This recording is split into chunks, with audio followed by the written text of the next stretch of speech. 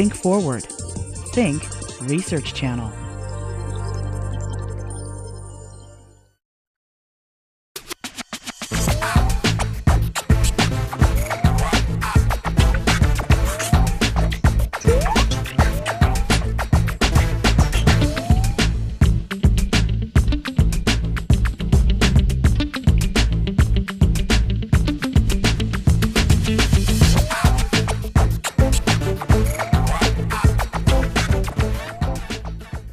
Hello, I'm Freeman Hrabowski, president of UMBC. I'm delighted to have as my guest today Manil Suri, professor of mathematics here at the university and an international novelist. Welcome.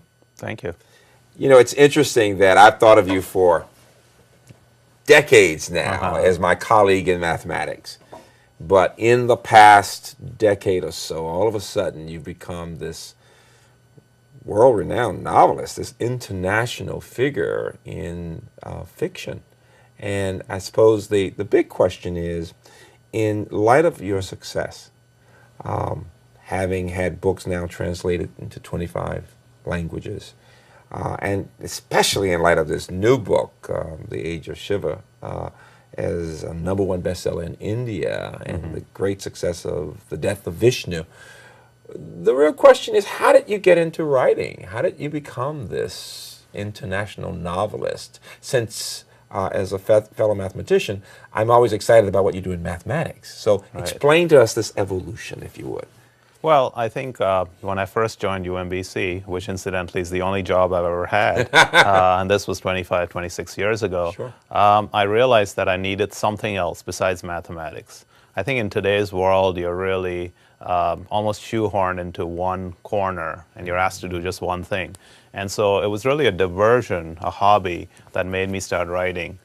And I think it became more serious over the years. Like, I took many years before I actually got to anywhere close to even thinking about sending something for publication, like short stories. And I did do that, and I got about 60, 70 rejections. Everything got rejected.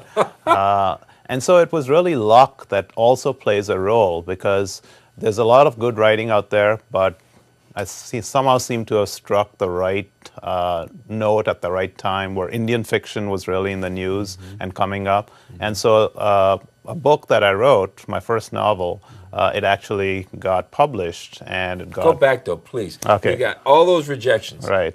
You must have received some encouragement.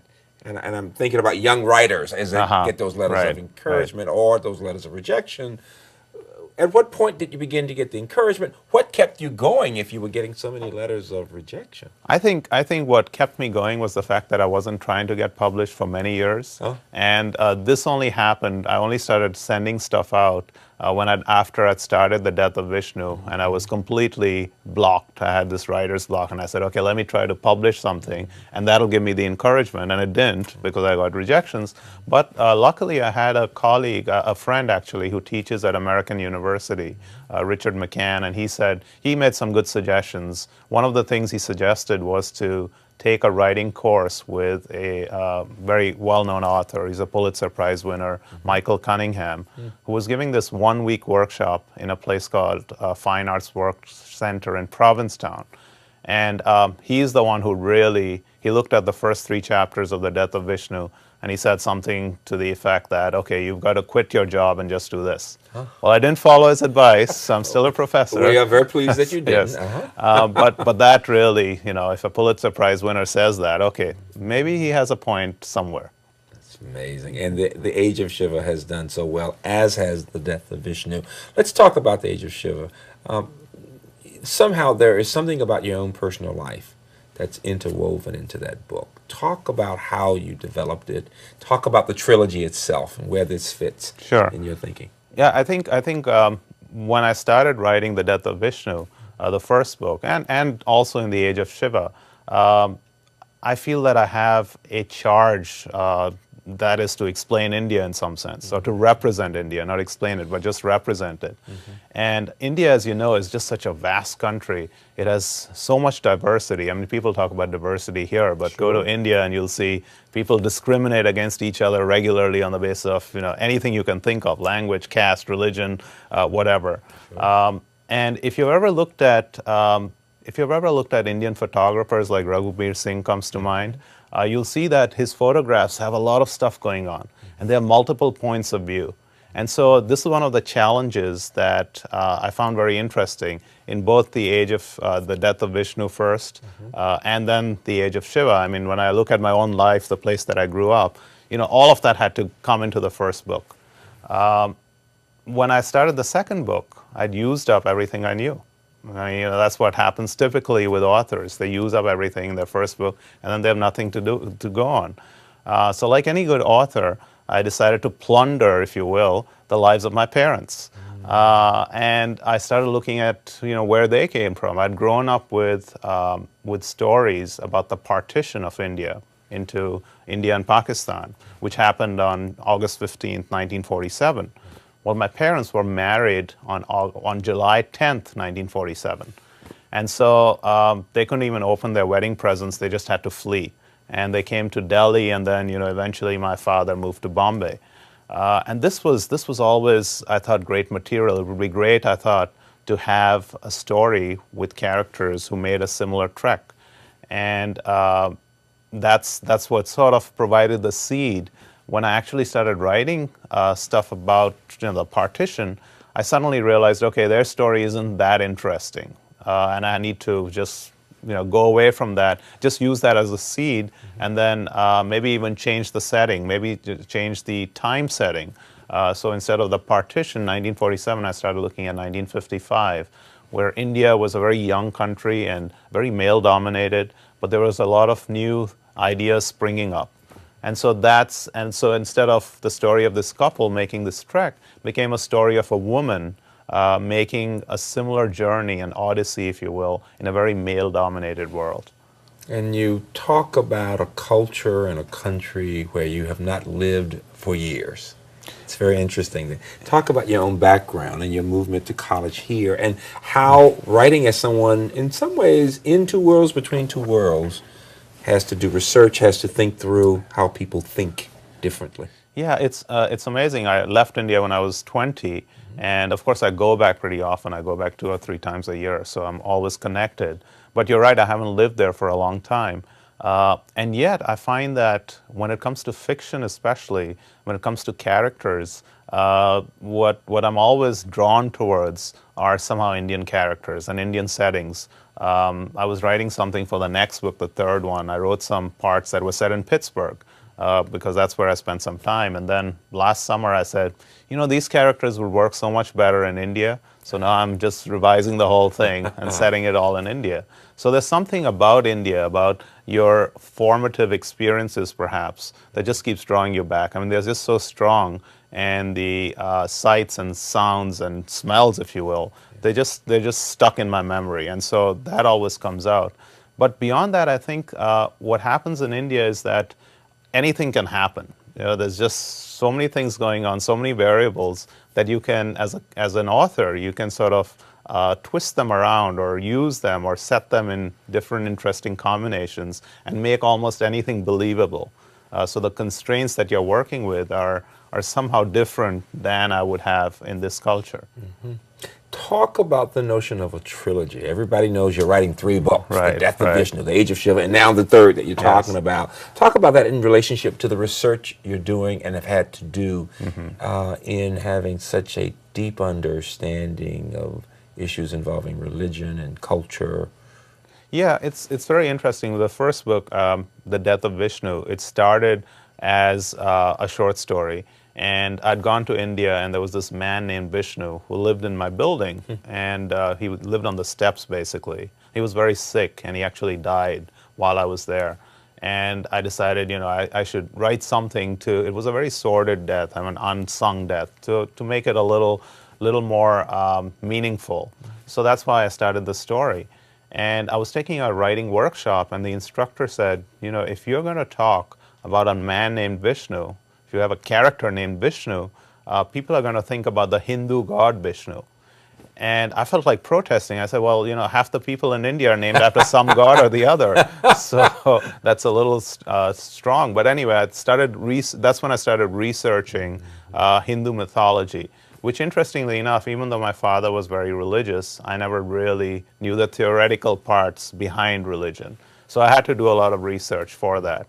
And I just got fascinated. I found that just like this man sort of took care of this building unofficially, Vishnu was the caretaker of the whole universe. So it fit very well into that. When it came time for the second book, even before I wrote the second book, when I met an agent and submitted the manuscript, she said, well, publishers like to know what else you'll be doing. And it suddenly occurred to me that Vishnu is just one part of the Hindu trinity. There's also Shiva, who's the destroyer, Vishnu is the preserver, and there's Brahma, who's the creator. And so I thought, okay, I can write a trilogy. And I sent it to her. And then I said, well, it took me 5 years to write the first book. What am I getting myself into? I called her up and said, well, don't submit that part about the trilogy. And she said, oh, no, I've already emailed it, and people love it, so you are writing a trilogy. So when I started the second book, there were different things. There was the partition idea, and then there's this Shiva idea. How do you put them together? And since it became a story of this woman in a very male-dominated world, I was able to find this myth of not Shiva, but his spouse, Parvati, who gets so tired of Shiva always going off and meditating that she goes into the woods and creates this little child out of herself. And this boy turns out to be so delightful, she just spends all her time in his company and forgets about her spouse, about Shiva. And so this led me to the culture that you were talking about, the fact that in India there's a very different idea of motherhood, especially the way that women will relate to sons. It's somehow very different. And one of the things I like to point out is some of the art that you see. If you look at a picture of, let's say, Mary and Jesus, there's all this artwork. You'll see that it's very sublime. It's very holy, and everyone is very serene. If you were to look at a picture of Krishna and his mother Yashodhara, you'll see that there's this voluptuousness, and Krishna is a tease, and there's just a lot more physical action between the mother and the son. And so that was a difference that I wanted to bring out. And so that was one of the things that went into the Age of Shiva. It's fascinating. And so in this third book, how much can you tell us at this point, since you are in the process of the struggle, the journey itself? It's been very interesting because the third part of the trilogy is really Brahma, who's the creator.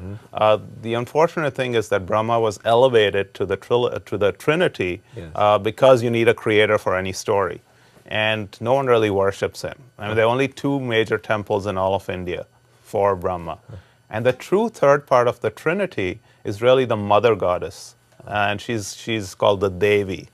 And so I've really been thinking about that a lot, and I suspect that it's really going to be about her rather than him. But more than that, the trilogy has become a trilogy about India. The first was really a snapshot of the country in contemporary times. And the second book, The Age of Shiva, it traces the evolution of what happened in India, just like this woman is evolving and growing up and maturing, what's happening in India.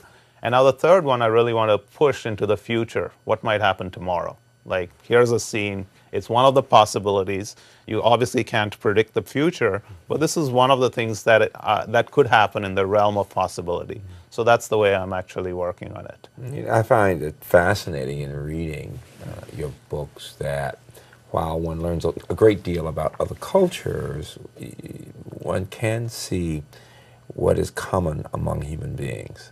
It is amazing to me how you're able to weave into these stories experiences that we could have had here in America in thinking about family and decision-making and choices and consequences. And so you're doing all of this. Everybody's fascinated with your books. At the same time, I can't say enough that you are a professor here at UMBC in mathematics. Why don't you tell the audience about your research, remembering that most people are not mathematicians. So talk, if you will, first about, let's talk about what you've been doing over the past 2 decades, because you are a full professor here. Yeah, and it's been a great time at UMBC.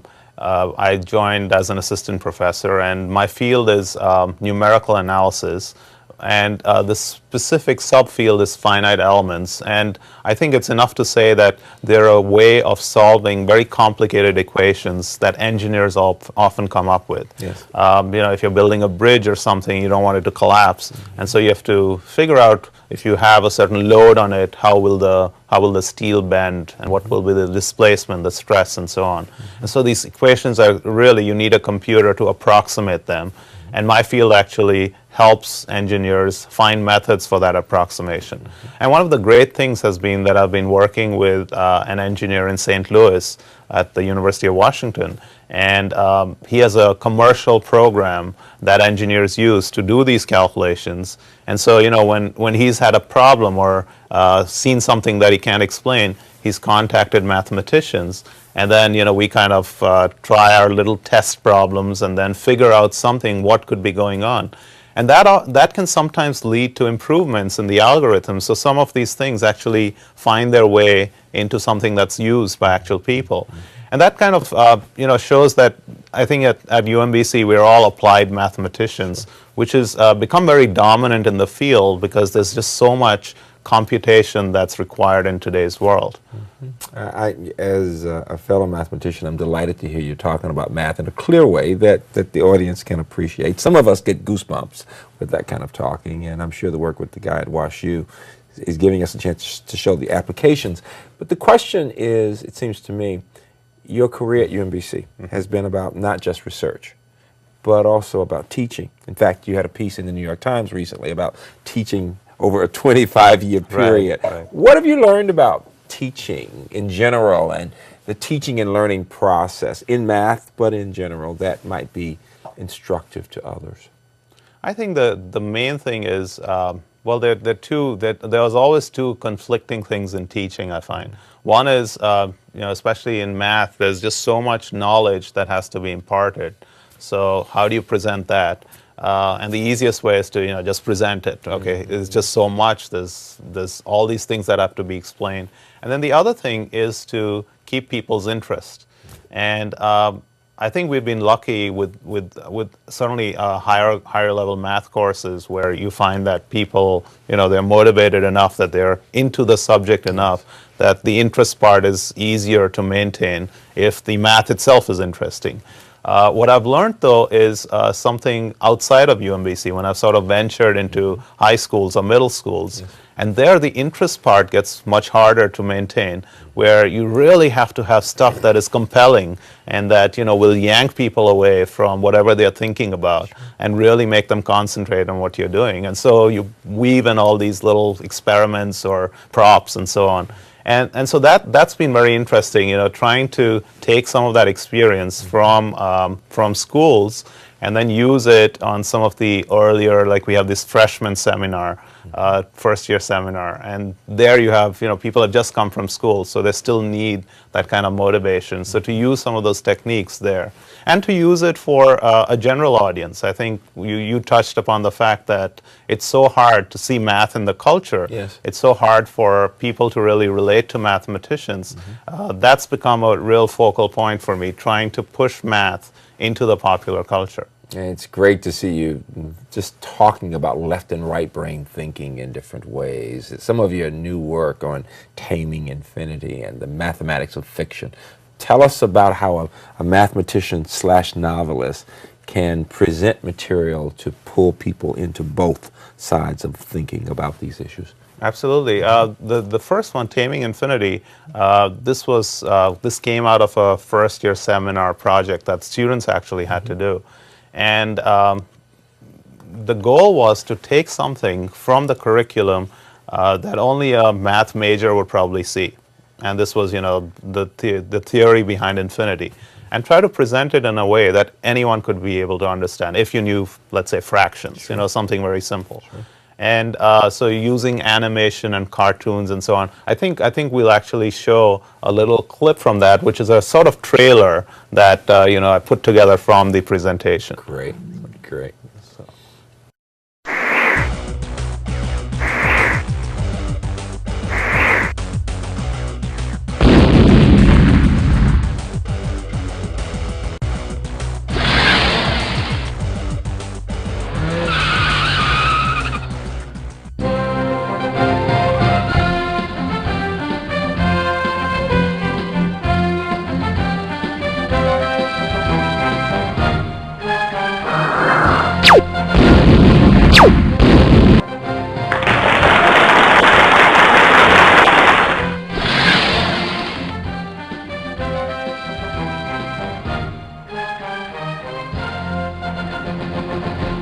And the second, what I've been doing recently is something called the mathematics of fiction.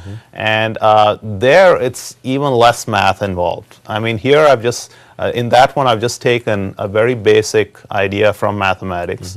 The idea of decomposing things like waves into simpler waves called Fourier series or basis functions, and showing how that same idea translates into many different fields, like anything from animation to imaging, art, to sounds like music, symphonies. I mean, it really pervades everything. And even fiction, even writing fiction, you have that same kind of decomposition. So we'll actually see a little bit of that one too. And both these presentations are available on YouTube or on the UMBC website. So, perhaps some of the viewers will actually see them.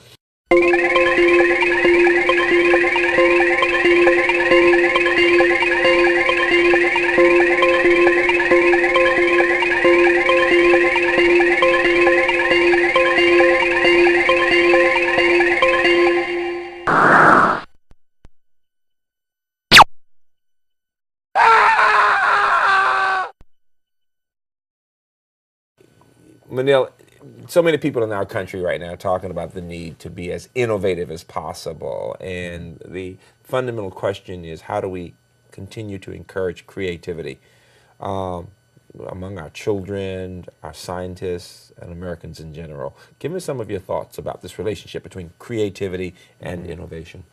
Yeah, it's one of the things that I've noticed just coming from India to here. I mean, India is always touted or held up as this danger or this threat in terms of taking over the world with China. Sure. But as someone who grew up there and is familiar with the educational system there, I find that the system here really fosters innovation, questioning, creativity a lot more than the Indian system would, where it's still very much, okay, let's learn this by rote. So just in math itself, you see so many attempts in the last 10, 20 years to really make math accessible for a lot of students. And working in schools and at the university, I have seen that people really have this innovation, this thrust towards creativity. They have it down, I think. What's bothering me though is what you need, what India does very well, and that is a sort of discipline and focus in terms of actually getting into a task, sticking with it, and just forcing yourself to really take the plunge. Sure. And because it always takes a while before you start enjoying things. Yes. And there seems to be, I think that's where the challenge is more than innovation for this country. Like getting kids to stick with something, getting them into this, pulling them in and then keeping them there. Like retention. I mean, Sure. that's really more important than creativity right now. Because I think creativity, we're doing pretty well. We know how to teach kids to be independent, but to Right. help kids become disciplined. Let me ask a couple of final questions. You are obviously well-read. You have been broadly educated. Anybody who reads your books can tell you're rooted in the humanities somehow. Talk about the value of arts and humanities in building the culture and civilization in a society. Well, interestingly enough, history was always my worst subject.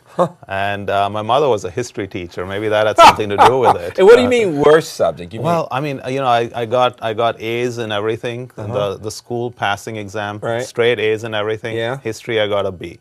and that pulled my aggregate down. I am so glad that I asked about the definition of worst subject. Okay. But continue on. Okay, but anyway. But the thing is that history in India especially, is thousands of years. Yes. And you have to memorize all this stuff, dates and places and kings and so on.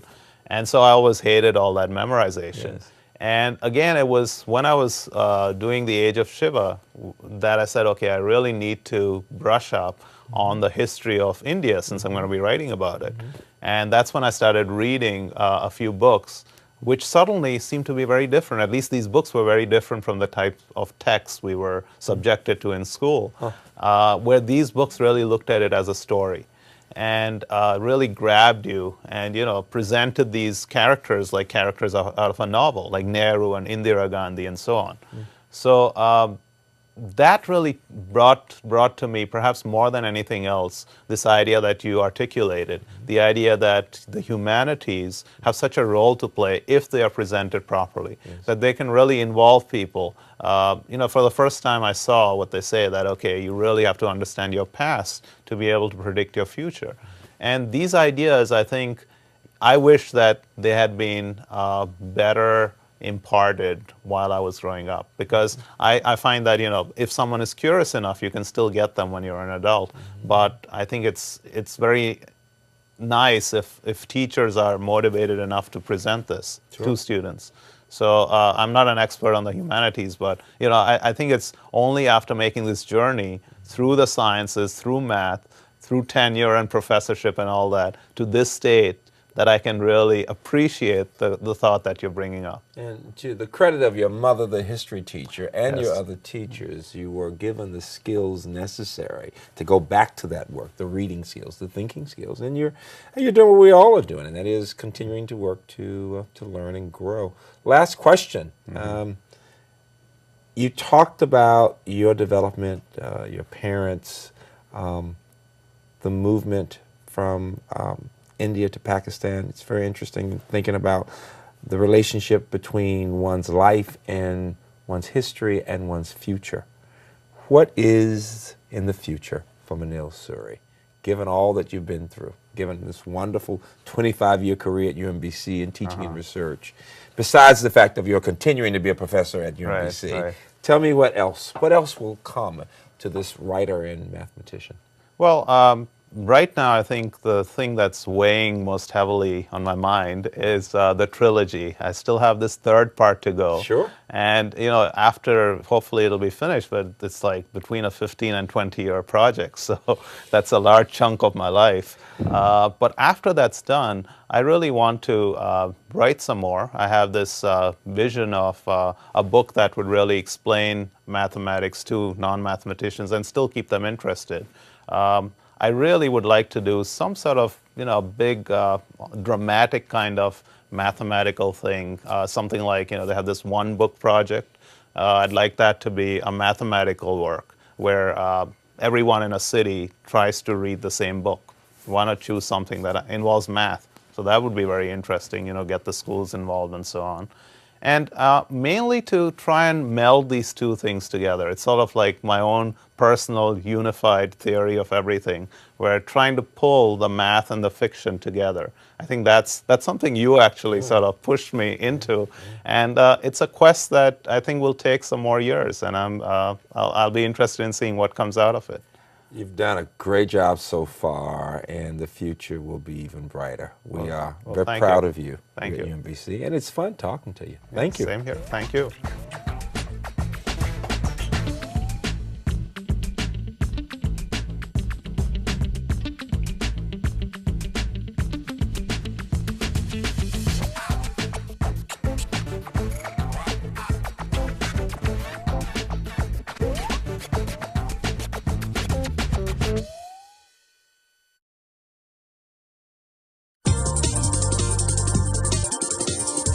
Think Forward. Think Research Channel.